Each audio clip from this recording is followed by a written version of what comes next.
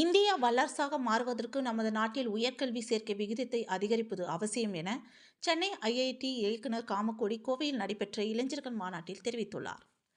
கோவையில் கொங்குநாடு கலை அறிவியல் கல்லூரி, தஞ்சாவூர் ராமகிருஷ்ணா மடம் மற்றும் சுவாமி விவேகானந்தா கல்வி நிலையம் ஆகியோர் இணைந்து இளைஞர்களுக்கான மாநாடு கல்லூரி வளாக அரங்கில் நடைபெற்றது.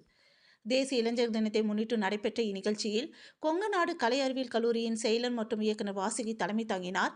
இதில் சுவாமி நரசிம்மானந்தா ஜி, விமுர்த்தனாத் ஜி ஆகியோர் கலந்து கொண்டு பேசினர். மாநாட்டில் சவால்களை எதிர்கொள்வதில் சுவாமி விவேகானந்தரின் தன்னம்பிக்கை, இளைஞர்கள் சமுதாய மாற்றத்தின் முக்கிய தூண்கள் என இளைஞர்களின் முன்னேற்றத்திற்கான தேவையான கருத்துக்கள் தொடர்பாக முக்கிய விருந்தினர்கள் உரையாற்றினர். தொடர்ந்து நடைபெற்ற மாநாட்டில் சிறப்பு விருந்தினராக மெட்ராஸ் ஐஐடியின் இயக்குனர் பேராசிரியர் முனைவர் காமக்கோடி இளைஞர்களுக்கிடையே உரையாடினார். அப்போது பேசிய அவர், இன்றைய இளம் மாணவர்களின் ஒவ்வொரு கண்டுபிடிப்புகளும் செயல்களும் எதிர்காலத்தை பாதிக்காத வகையில் இருக்க வேண்டும் என கேட்டுக்கொண்டார்.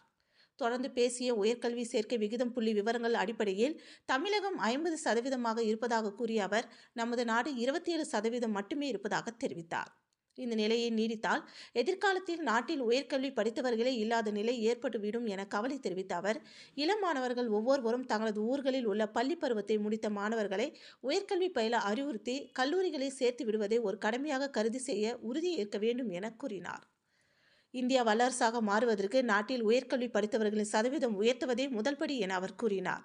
மேலும் இந்திய நாட்டின் அனைத்து விதமான தேவைகளை பூர்த்தி செய்வதற்கு உள்நாட்டு உற்பத்தி அவசியம் என குறிப்பிட்ட அவர், வெளிநாட்டினரின் தேவையில்லாமல் நமக்கு நாமே என்ற நிலை அவசியம் என தெரிவித்தார்.